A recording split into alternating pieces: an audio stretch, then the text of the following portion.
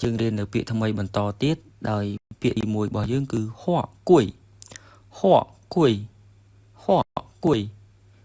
អ្នកខ្លះហៅថាជីជាងសៀងជីជាងសៀងជីជាងសៀងពាក្យពីរគឺដូចគ្នាគឺ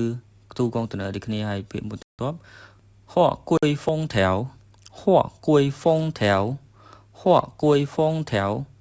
គឺសៀលសម្រាប់កឹបកងទូកងតនហ្នឹងហើយបន្ទាប់ទៀតគឺune ហក់បានune បាន une ហក់បានឬអ្នកខ្លះគេហៅថាចាន់បានចាន់បានហៅថាបន្លែតហើយពាក្យបន្ទាប់ទៀតគឺ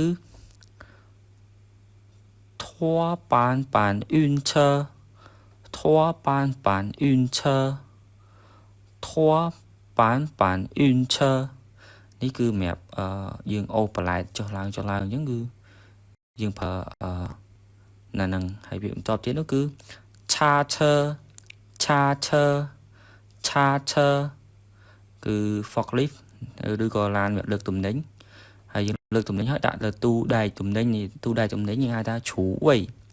ជ្រូវៃជ្រូវៃបាទហើយពេលខ្លះយើងប្រើកង់រុញយើងហៅថាសូធួយឈើ